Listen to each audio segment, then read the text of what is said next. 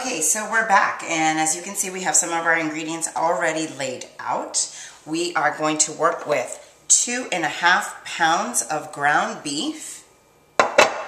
We have here some sliced olives, and I have a small onion, which I diced up, but as you can see, I split it here in the middle because we're going to use half of it for our actual meatball mixture and the other half for our sauce. I also have 1 green bell pepper sliced up. This was a pretty big pepper. You could use any color you want. I usually like to mix it up and use like the green, the red, and the yellow just to make it look fun in the pan. But today we're just going to use the one color. And then you'll notice here I also have some garlic. And I used about 3 garlics actually. About this size, pretty decent size. So I used 3 of those, and for half of that, so about for 1.5, I chopped it up, kind of coarsely chopped, and then the other 1.5, I really mashed it up. Okay, you can use a mortar and pestle to get this kind of pasty consistency, or I used a grater today.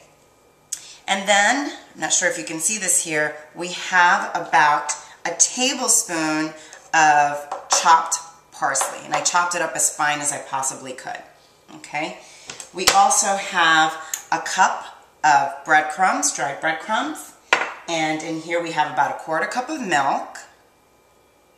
And I have in this little mixture, we have 1.5 teaspoons of ground cumin, 1 teaspoon of salt, and 1/2 teaspoon of ground black pepper.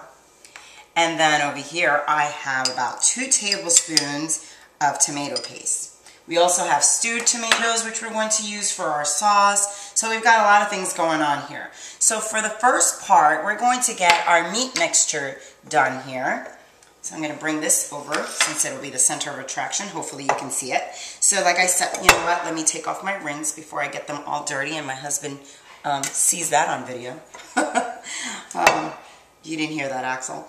So we have about 2.5 pounds of ground beef. Okay, ground beef comes, you know, kind of like all mushed up together. So I just kind of break it up a little bit, not too much because you're going to work with this meat already, but I kind of break it up a little bit just so when I add the other ingredients, the seasonings, it really gets throughout the entire meat.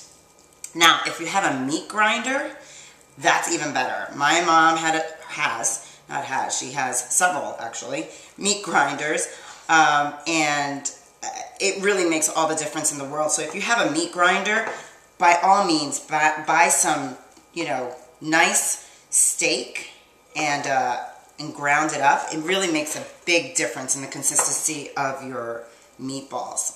Okay, so to this, I am going to add half of the onion, as I mentioned.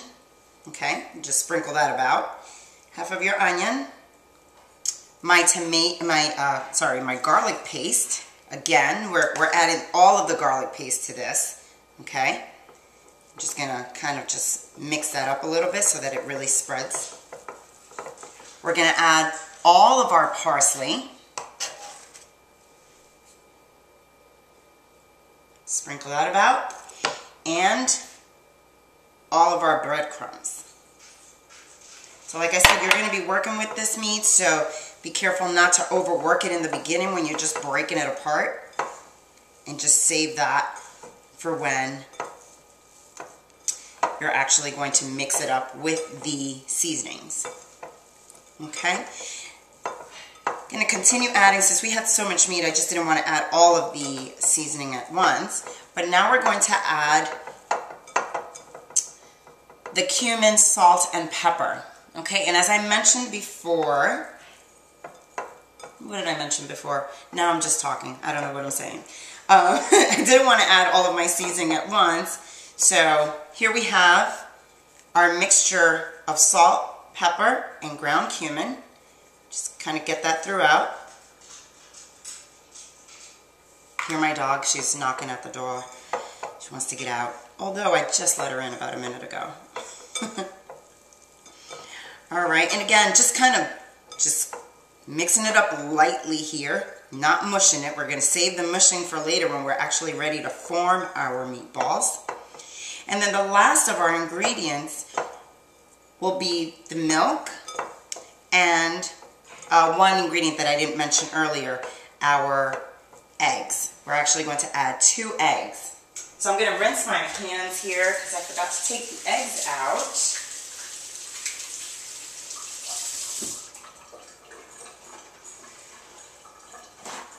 Dry them. And we'll have 2 eggs. Hi, Scully. Scully has made her appearance. She doesn't know that we're making a video, Scully. We're a little busy. Sorry you can't be in it. And then I like to break up the egg a little bit. Just mix it up lightly. So as you can see, we did our dry ingredients first, and now we're going to add our wet ingredients. And you can do this at the same time. So as you can see, I just poured the milk right into our egg mixture. And I'm just going to go ahead and add that here. And at this point, you're going to mix it enough where you're going to begin to kind of mash it together. And then you'll be ready to form your meatballs. Now, if you feel that your meat is still dry and you're not able to mash it and roll it to get a nice sized meatball, then just add a bit more milk and just be careful about that. You don't want it too wet because then it just breaks apart and it becomes, I don't know, some minced meat. But just be careful with it, like I said, and add it a little bit at a time. So probably add about 2 tablespoons at a time if you feel that your ground beef is a little bit too dry. So I've chosen to use a ice cream scooper, but by all means go ahead and use, you know, any kitchen utensil you have. So if you just have a tablespoon available, you can use that. Probably use about 2 heaping tablespoons. I'm going to use my ice cream scooper just so that I can get about the same size every time. I don't like my meatballs too big. Some people do, so it's really a preference. But I don't like mine too big. See, even this is a little bit too big for me.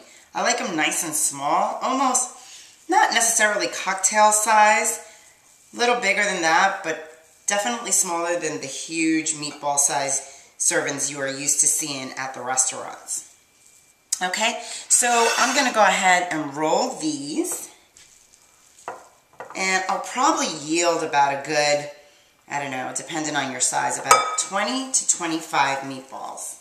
In my family, we love meatballs, so we try to make it last. Okay, so I'm going to continue rolling these, and then I'll show you the next step, which will be to saute them in olive oil until you've gotten them browned up on all sides. Okay, so this part, not that interesting, so I'm going to hit pause and come back to you. See you later.